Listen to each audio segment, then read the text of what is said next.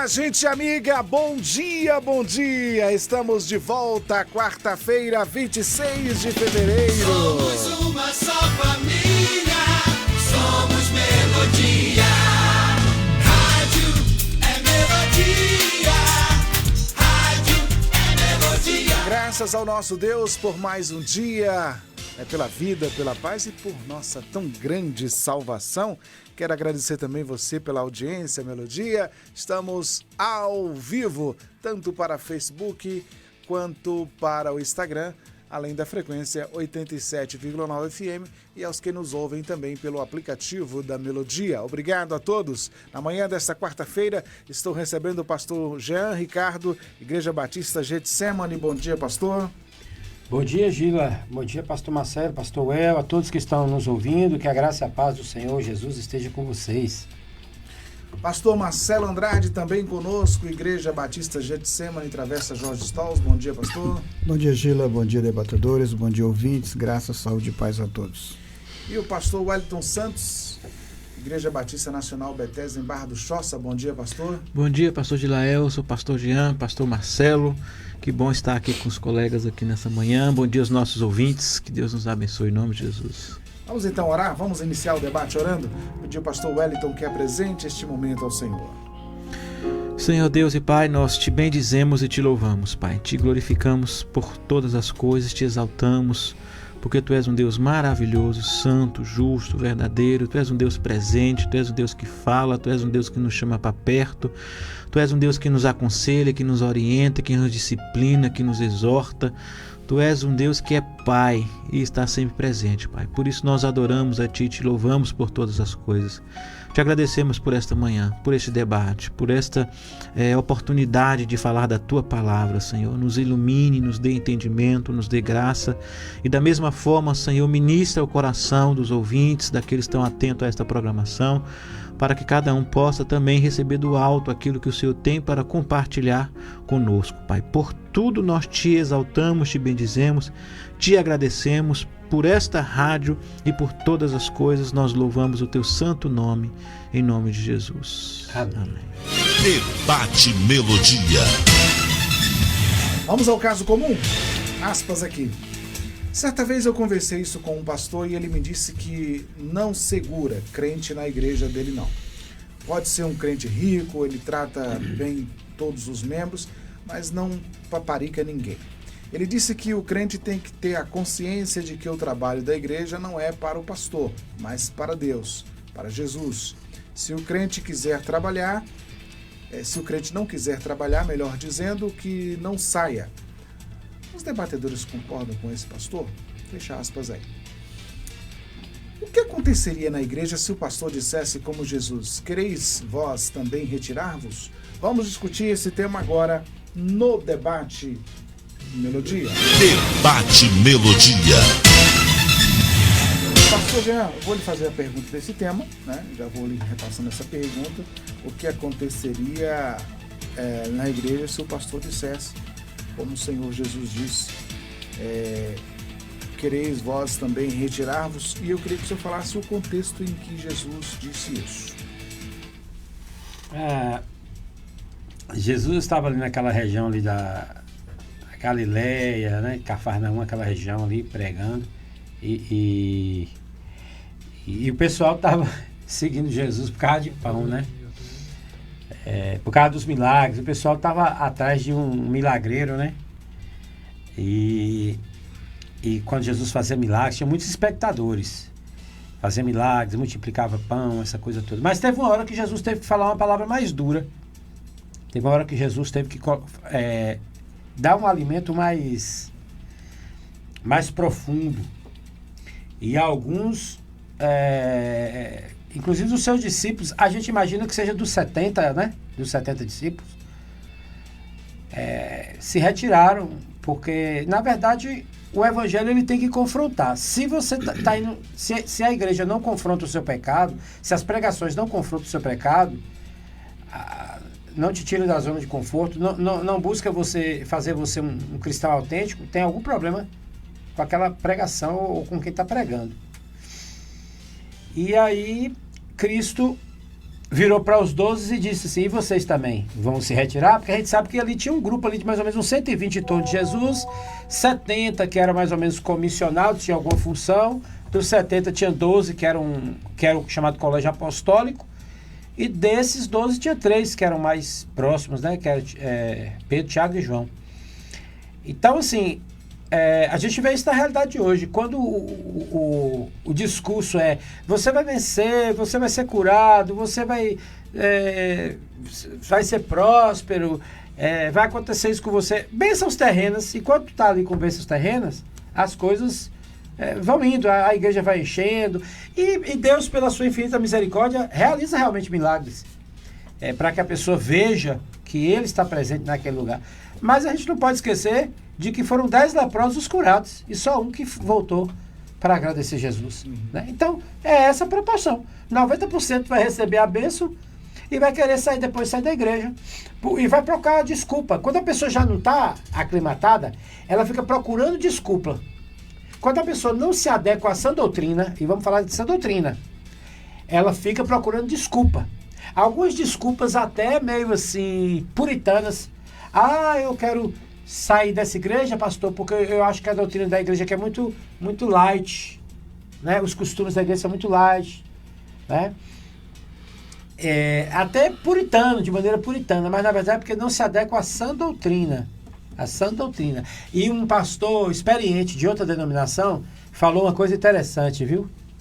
E eu tenho dito isso na igreja. Quando você vê uma torneira apertada demais para não pigar, você pode saber que ela está com defeito. Pode saber. Então, às vezes o camarada fala: eu vou sair do ministério, porque essa obra aqui é muito tal, muito liberal. Às vezes, né? Desculpa, até que é muito liberal. Pode saber que ela está muito apertada, é porque ela está com defeito. Então é melhor que vá mesmo, porque Jesus disse, eles saíram dos nossos, só que não eram dos nossos, né?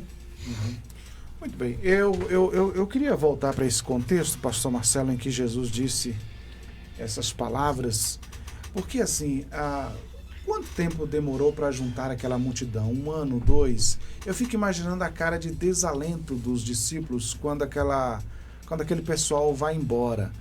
Então, assim, pensando assim, tentando entender o que se passava na cabeça de Pedro e dos outros apóstolos, demoramos tanto tempo para juntar essas pessoas e, de repente, num discurso, todo mundo vai embora. E aí eu queria contextualizar com hoje, pastor Marcelo, assim, o quanto a quantidade de pessoas pode ser um embaraço para o líder, né? Enfim, no afã de encher o templo, de ter uma igreja grande, ele pode ceder a permissividades,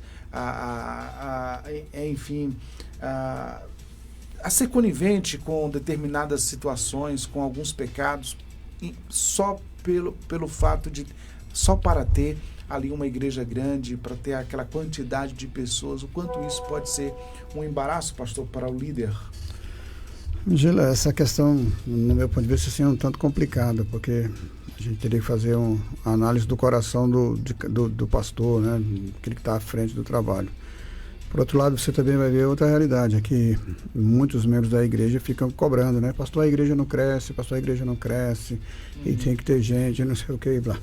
Então, mas a gente pode, sim, Gila, sucumbir à ideia de igreja grande, de igreja sempre chegando gente, se convertendo, ou, como acontece muito aqui em Conquista, o pastor Jean tem uma tese sobre isso, de muitos membros de outras igrejas irem para a igreja que está bombando, né? Naquele período ali, isso é muito comum.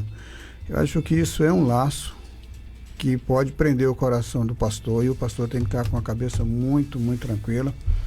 Conversando com um amigo meu já de anos e anos de pastoreio, e a igreja dele estava num momento muito bom, e ele disse assim para mim: olha, Marcelo, aqui eu sei quem são as minhas ovelhas, que já vem comigo há muitos anos, eu sei essa turma que está chegando. Eu sei que qualquer hora dessa, essa turma que está assim só vindo de outras igrejas e tal, vai chegar uma hora que elas vão arranjar outro lugar para ir. E foi dito e certo, moço. Mas aconteceu do jeitinho que ele falou. Ele disse: olha, se eu subir aqui no último andar do prédio da igreja, da EBD, e eu dei um grito, as minhas ovelhas que moram aqui me ouvirão e virão atender o chamado. Mas essa turma que está vindo de vários lugares aí não ouvem a minha voz. E aconteceu isso, Gila. Eu fico assim, sabe, feliz com esse pastor, porque ele não deixou o coração dele se levar, porque a igreja realmente estava muito cheia, muito cheia. E aí o que acontece? Passou um tempo, essa turma, o pastor Jean tem a tese, já falei, essa turma chegou e fez o quê? Uma boa parte desse pessoal já migrou para outra igreja, tá? E aí a gente vai vendo essas realidades, eu fico feliz com esse pastor, porque ele não deixou o coração dele se corromper nisso aí. Ele poderia chegar a achar, puxa, a igreja está bombando, então vou aproveitar e tal, a oportunidade, e se enganar. E isso, Gila, é muito, muito fácil no coração do pastor, porque na nossa prática, o resultado prova a eficiência do que eu estou fazendo. E daí, para alguns, o resultado não importa qual seja. Se vem uma turma lá de Barra do Choça para frequentar a Getsemane e encher a igreja, se vem uma turma lá do Iguá, esse resultado não é muito importante. O importante é que a igreja que eu estou pastoreando está se tornando conhecida em toda a cidade, e aí virão outras e outras pessoas e tal.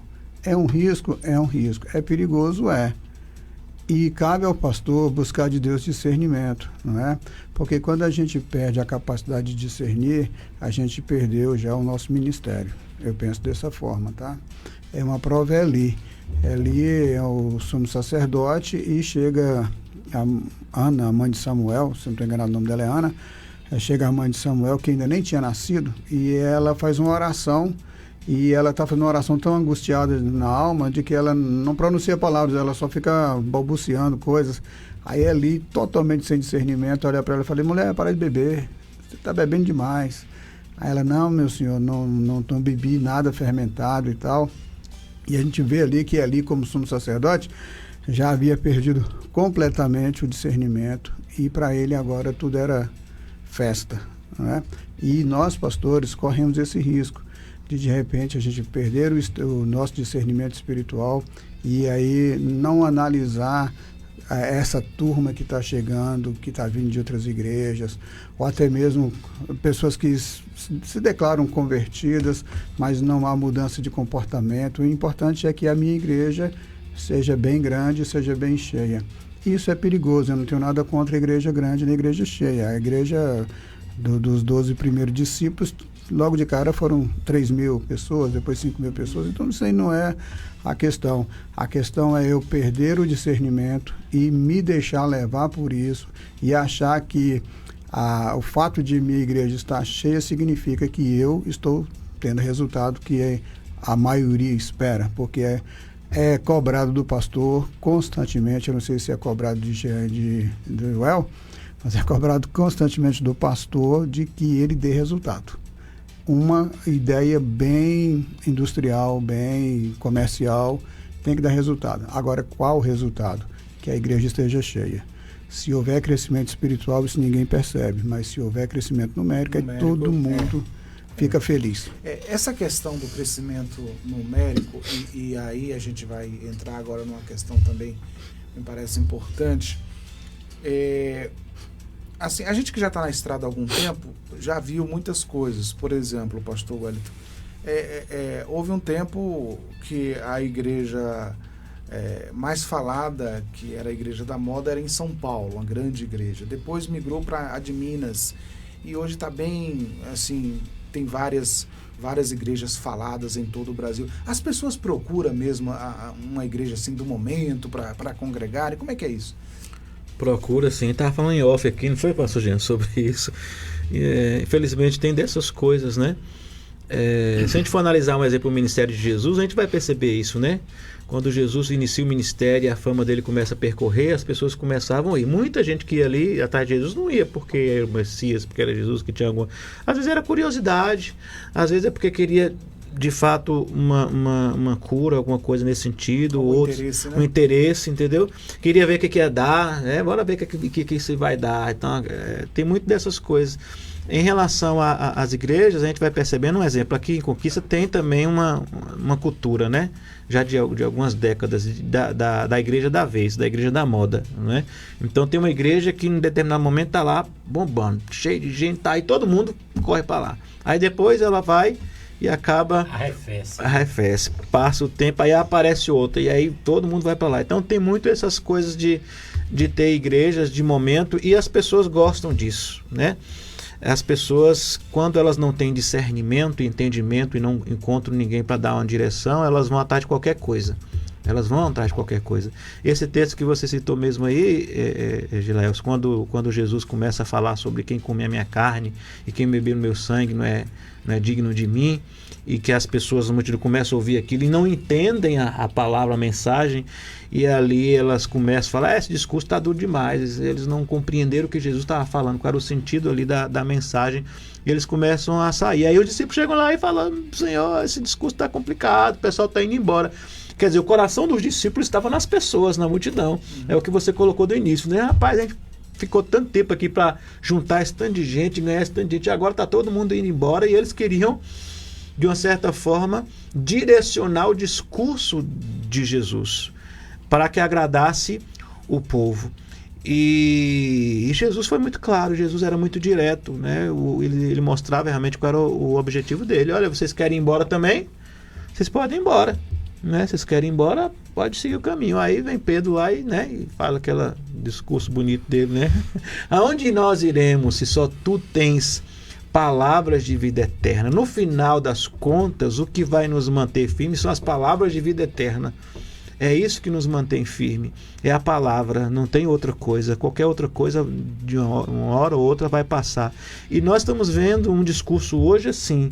A gente tem visto o advento de muitos coaches, não é? De muitos palestrantes que têm angariado mundos e fundos, a multidão, todo mundo quer ouvir, todo mundo corre atrás, porque é um discurso bonito e agradável, enche o ego daqueles que ouvem, amacia ali o ego daqueles que ouvem. Estava falando sobre isso essa semana na igreja, mas muitos não querem ser confrontados, muitos não querem realmente a mensagem do arrependimento, da mudança, da transformação. É por isso que nós temos visto um crescimento de evangélicos muito grande, pelo menos diz o IBGE nas últimas décadas, mas nós não temos visto uma mudança de posição, parâmetro nas igrejas, né? Pelo contrário.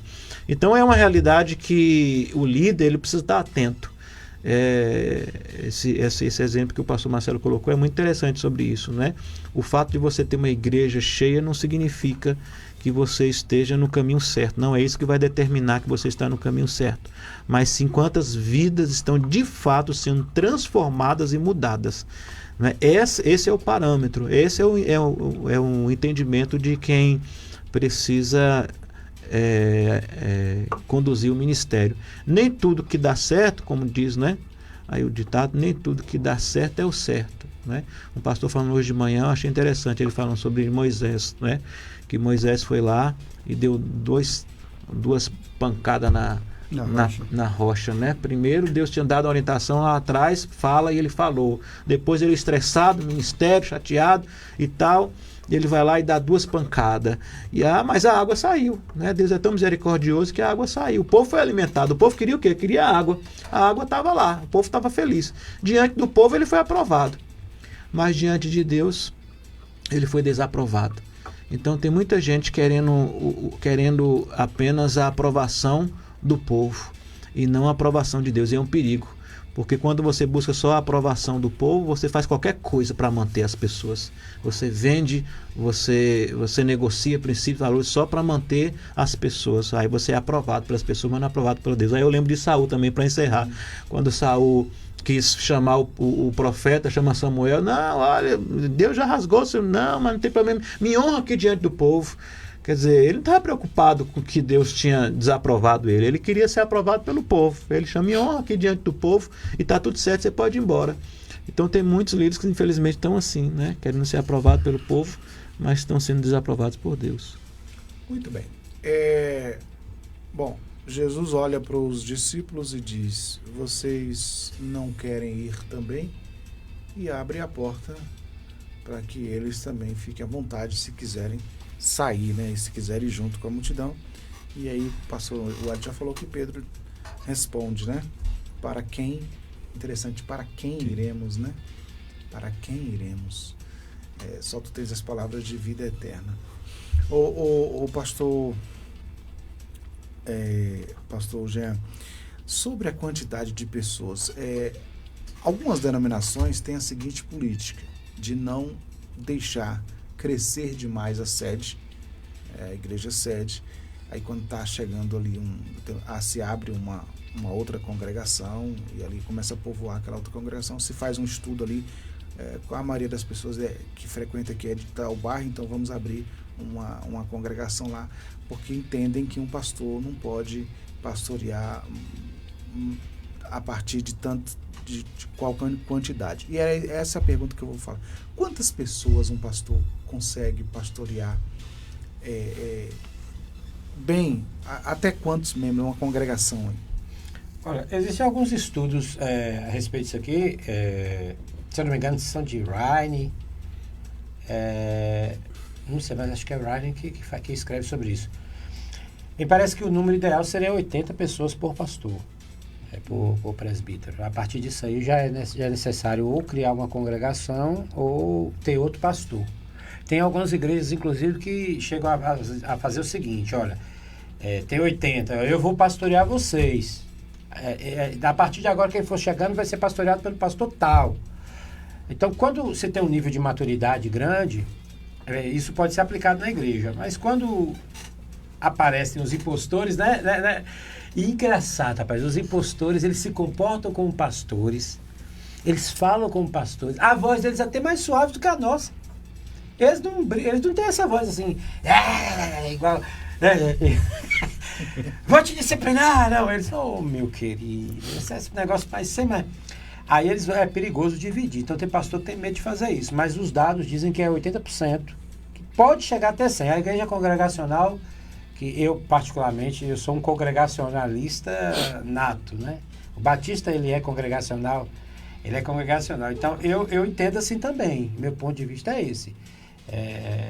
Nós temos 80, até 80 tem condição de um pastor pastorear sozinho. A partir de 80 já teria que ter outro pastor ou ter essa congregação próximo da casa. Essa é a visão congregacionalista que as denominações congregacionais aqui de Conquista, tanto a Igreja Evangélica Congregacional quanto a Bíblia Congregacional, seguem. A Batista não muito. Porque quando a Igreja Batista a Igreja Batista teve que se adaptar à realidade do Brasil. Daquela coisa de igreja matriz e tal, né? De frente para a praça. A Assembleia de Deus que saiu da Batista também teve que se adaptar. Já herdou isso aí, essa coisa da igreja romana, de ter uma igreja matriz e ter paróquias menores, né? Mas os dados científicos randomizados diz que o pastor tem condição de cuidar bem de até de 80, chegando até 100, se ele tiver ali uma esposa proativa na obra, uma coisa assim. Mas que a partir daí seria realmente interessante. Ou uma multiplicação, não vamos falar de divisão, que ou uma multiplicação. E a tendência natural está sendo que as igrejas agora não tem, vamos ser poucas igrejas com mais de 80 pessoas. Você pode pegar a maior quantidade, a maioria das paróquias, vamos botar assim, né, as igrejas locais ou paróquias, como você prefere chamar, do Brasil, elas têm de 100 membros para trás. Você dá uma passeio ali no Vila América, você vai ver isso. Vai no Guarani, vai no Petrópolis, Alto Parão. Mas quando a gente fala cuidar, o que é cuidar? Assim, pastor ainda visita, ainda atende em gabinete, como antigamente? Como é que é isso? Vai depender. Se for um pastor bivocacionado, como é o meu caso, que tem o meu trabalho secular, não sou mantido pela obra, eu tenho uma dificuldade maior em horários de visita, essa coisa. Mas eu vejo essa coisa muito presente na vida do pastor Marcelo, por exemplo, na vida do pastor Well, que são integralmente, eles vivem a obra integralmente, são realidades diferentes. O pastor Marcelo está sempre visitando, está sempre acompanhando, tem pessoas que preferem ir no gabinete, mesmo o pastor Well, a mesma coisa, na igreja da Barra do Choçá. A minha já tem uma certa dificuldade, as visitas têm que se adequar aos meus horários, aí eu deixo bem claro quando eu chego à igreja, né? Inclusive teve uma igreja que me procurou para pastoreá-la e eu deixei bem claro. Olha, eu vou ter dificuldade grande. Eu faço tendas. Eu tenho dificuldade grande de pastorear esse grupo tão grande de pessoas, porque vocês vão ter que se adequar aos meus horários. Então, talvez não seja ideal. E aí, já a minha comunidade é uma comunidade pequena. A comunidade que eu pastoreio tem em torno de membros e congregados, tem uns 60. A gente está com o objetivo de chegar a 80 para multiplicar. Né? Mas existem realidades diferentes de acordo com o pastor diferente, mas eu tenho essa... É porque assim, os pastores dos Estados Unidos, os primeiros que vieram, todos eles lá, eles eram bivocacionados. Mas quando eles chegaram no Brasil, eles eram sustentados pelas missões. E aí o costume ficou do pastor ser integral na obra. Tem igreja que não aceita que o pastor trabalhe. Tem igreja que não aceita mesmo. Pastor Josué, por exemplo, que é nosso presidente estadual, a primeira igreja que ele pastoreou, o pessoal botou ele no canto e falou: você vai largar seu trabalho para ficar só na igreja. E aí ele parou de mexer com restaurante, parou de mexer com impressão, né, digital, impressão, para ficar exclusivo à igreja. Muito bem, nós vamos ao intervalo, já a gente retorna para a segunda parte do nosso debate, porque está interessante, daqui a pouco a gente volta. Estamos apresentando Debate Melodia. Pessoas autistas podem ter dificuldades de olhar ou se conectar com os outros. Não responder ou agradecer não é falta de educação. A crise de uma pessoa autista não é birra. E tudo bem estar sempre repetindo. Autismo não se cura, se compreende. Você ainda ouve rádio de forma antiga, com chiados e interferências? Melodia.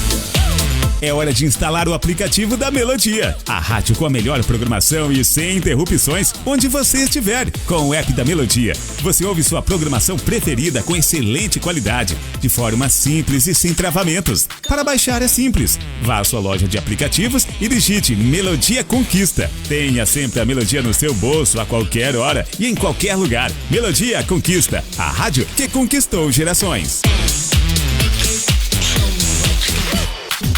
Sintonize-se na RBG Bolsas, a loja que traz um mundo de acessórios para você, com uma gama impressionante de opções, desde elegantes mochilas até pastas práticas, necessaires, malas versáteis, carteiras sofisticadas e até mesmo bolsas para bebês adoráveis. Temos tudo o que você precisa para complementar seu estilo único. Mas a RBG Bolsas não é apenas sobre acessórios. Podemos tornar seus momentos especiais únicos. Oferecemos personalização que ultrapassa o comum. Criamos produtos personalizados, desde brindes para sua instituição até acessórios que contam a sua história. Ligue no Zap 779-8802-0319 e fale com a nossa equipe apaixonada. RBG Bolsas, onde cada peça conta uma história. Venha criar a sua na RBG Bolsas. Quarta é dia de hortifruti no Mineirão Atacarejo e Brasil Atacarejo. Frutas, verduras e legumes, tudo fresquinho, tudo de primeira e muito mais barato. Manga Palmer, quilo R$1,98. Uva Vitória, bandeja 500 gramas, R$6,98.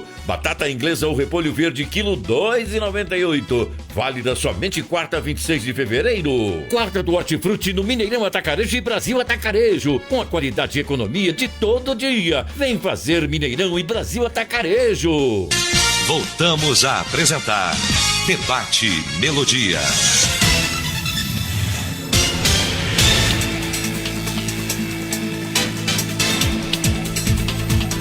Voltamos aqui no nosso debate, 11 horas e 41 minutos.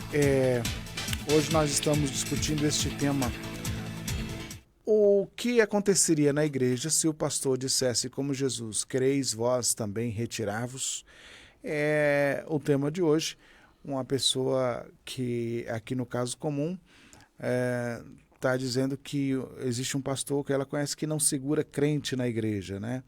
Ele trata bem todos os membros, mas não paparica ninguém, né?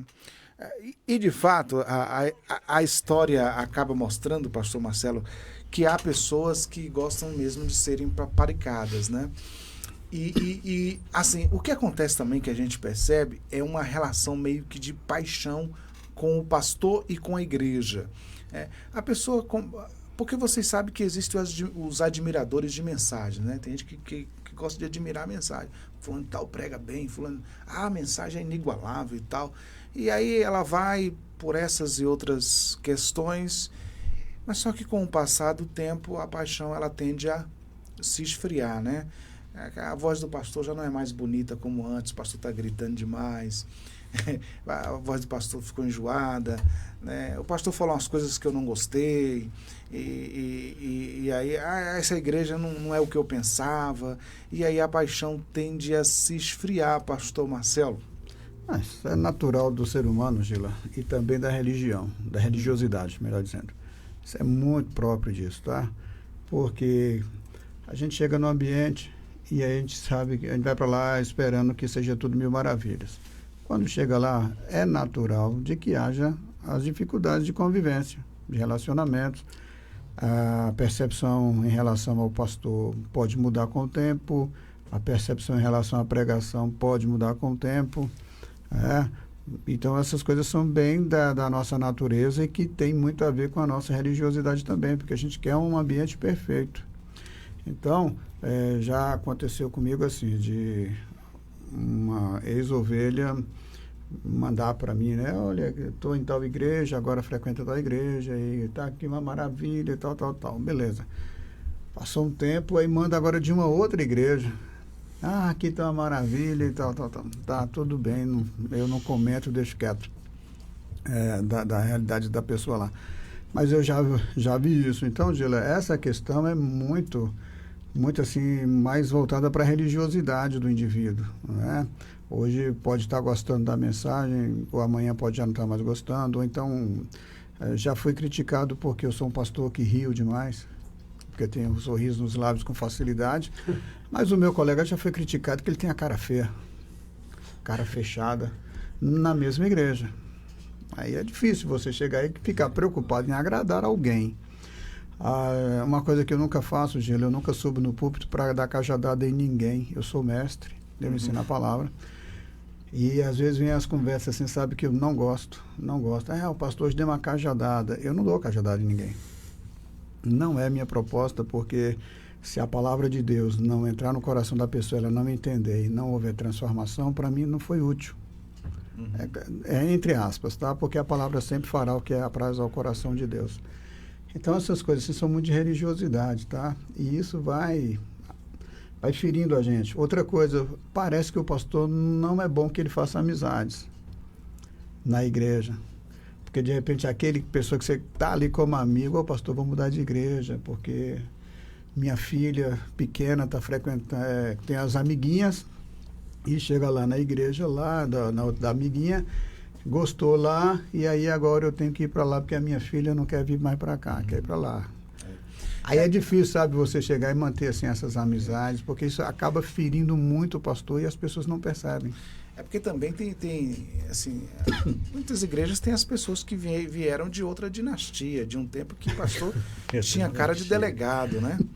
E assim, tinha pastor até que media o comprimento da saia das irmãs. Se tivesse ali acima um pouquinho do joelho, já era. 2 dedos abaixo do joelho, a regra. Eram 2 dedos, né? Não, é verdade, é engraçado. Não, agora, eu sei que mas ele viveu isso. Eu tô rindo porque não foi do meu tempo, não. Mas inclusive, a maior igreja batista saiu da Convenção Batista Brasileira. A primeira igreja, né? Vamos falar bem. Saiu da Convenção Batista Brasileira na década de 70, se não me engano, por causa de uma questão do cumprimento da saia de um coral de fora que veio cantar aqui. Aí saiu da CBB. Pois é. Então, assim, são coisas que acabam acontecendo. Mas, assim, ô pastor Wellington, e essa questão do confronto, como Jesus fez ali no discurso, assim, porque Jesus apertou o discurso, o confronto, ele é normal que ele aconteça, não? Deve ser normal, né? É preciso que seja, não é? Veja só, a gente tem que entender que a igreja é do Senhor. A igreja é do Senhor, a igreja não é nossa. Inclusive, nós estamos vendo aí no Brasil agora um tanto de escândalo estourando aí por conta disso, né? Alguns líderes que se acham donos da igreja e acham até que a igreja deve ter um sistema monárquico que passa do pai para filho, de filho para o neto e por aí em diante, né? Eles se acham dono da igreja. A igreja é do Senhor, né? O controle, o governo é do Senhor. Então, assim, Isso facilita muito para o pastor entender que a igreja é do Senhor, que as ovelhas é do Senhor e não são nossas. Porque você precisa estar livre para ensinar, para confrontar, para exortar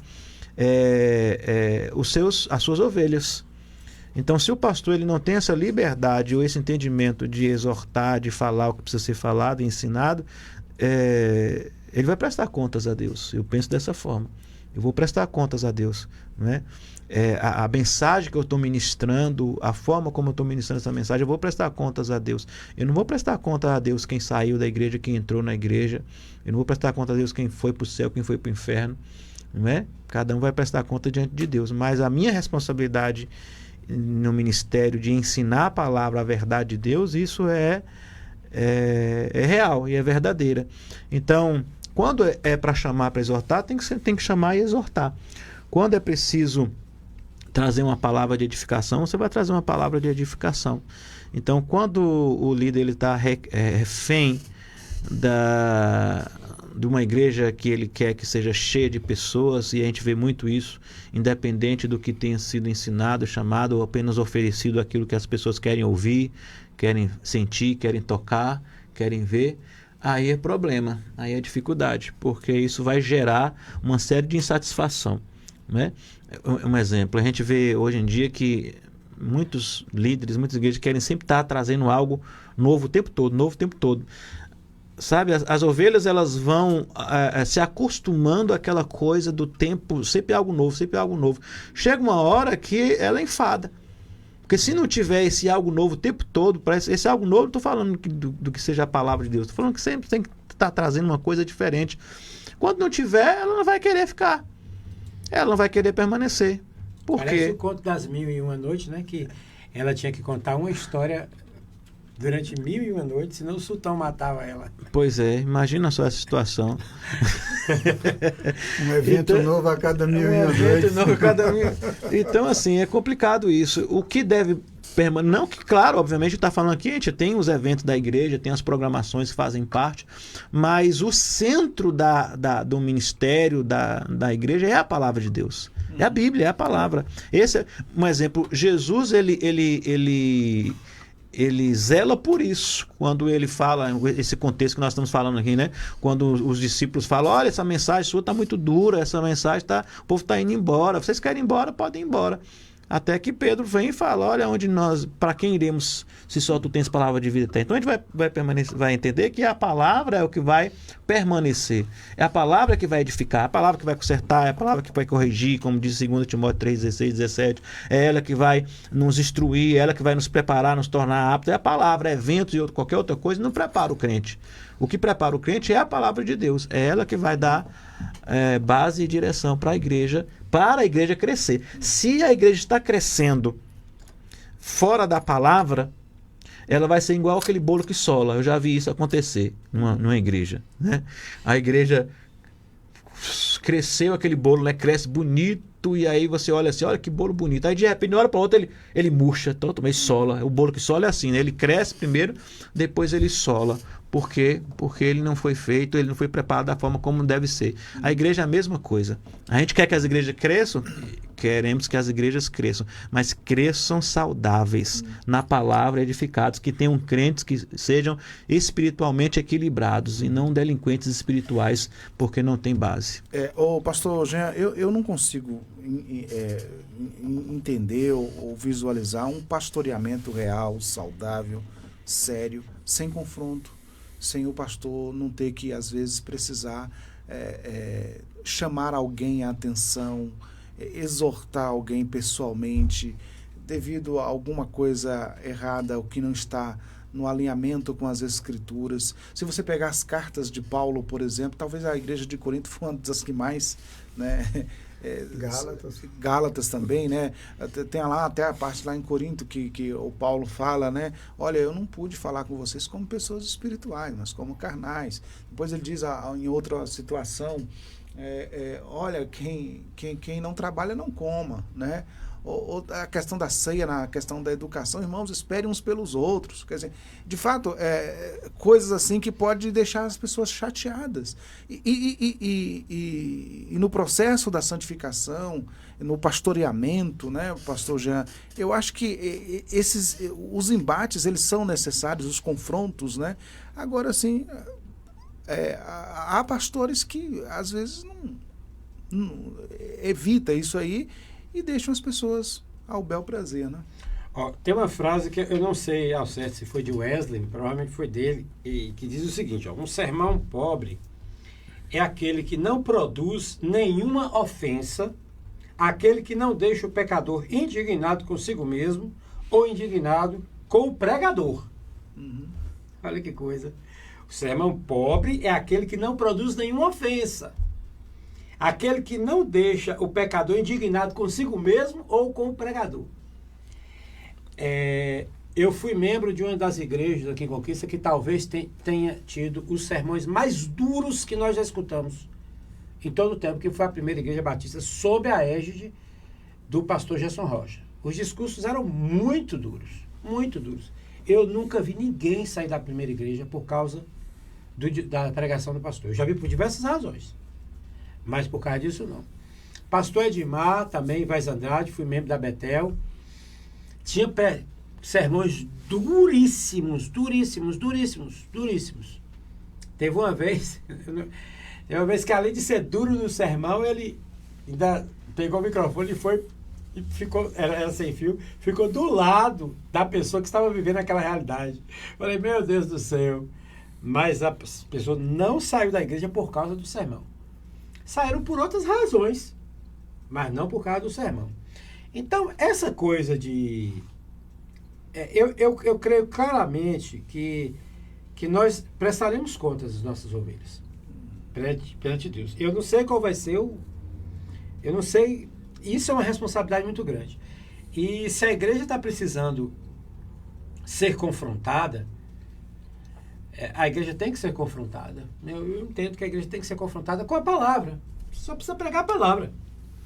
Esses dias mesmo, que domingo agora fez 8 dias, eu disse à igreja que eu iria dar uma palavra, e uma irmã me ligou sobre um determinado assunto. E uma irmã me ligou, pastor, não pregue sobre isso. Não pregue, porque nós temos muitos jovens na igreja agora, Deus está fazendo uma obra muito grande, e se o senhor pregar sobre esse assunto, alguns jovens podem sair da igreja. Você sabe o que aconteceu com essa irmã? O corpo dela empolou todinho, tal qual de Miriam. O que aconteceu com Miriam, aconteceu com ela. Claro que foi numa escala menor. Aconteceu um problema, uma tontura na cabeça, mas eu preguei a palavra. Nenhum jovem saiu da igreja por causa da palavra dura que eu tive que dar. Nenhum saiu da igreja. Porque tudo que eu preguei, tudo que eu fiz foi apenas ler o texto bíblico.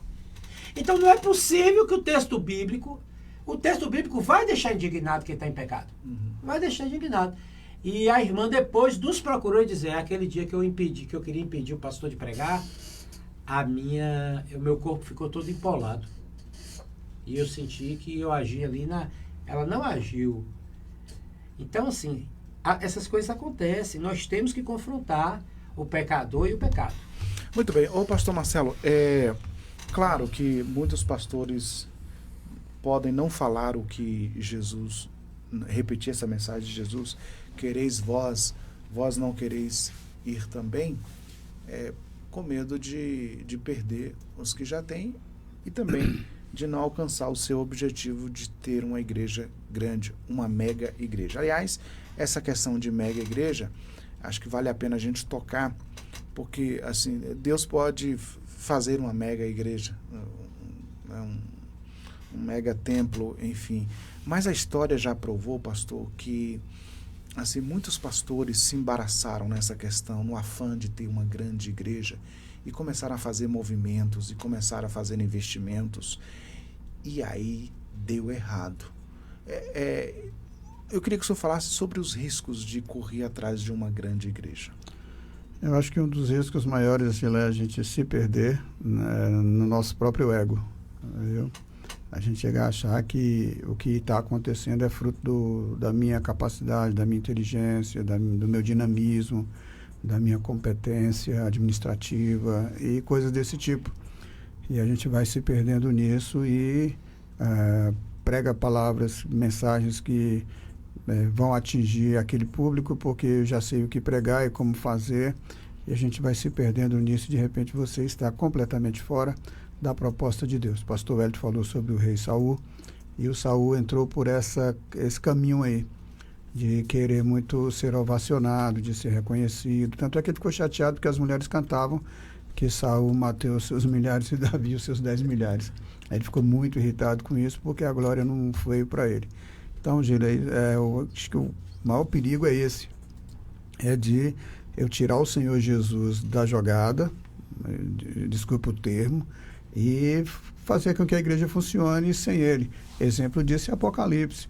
A igreja de Laodiceia é a igreja em que o Senhor está batendo à porta e ele está do lado de fora, mas a igreja está funcionando.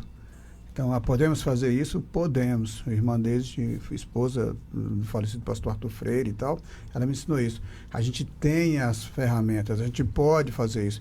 Afinal de contas, como é que uma empresa cresce e avança? Capacidade humana. E como é que uma pessoa que tem capacidade humana faz uma igreja crescer sem Deus? Ele consegue. É possível isso. Fazer que a igreja funcione perfeitamente, maravilhosamente bem, porém, sem a ação do Espírito Santo. Esse, para mim, é o maior risco. É que a gente tire primeiro o nosso coração da presença de Deus e depois, visando essa mega igreja, a gente leve o povo para longe de Deus. Só consertando aqui, foi George Whitefield, que essa frase é dele, não é de Wesley, não, viu?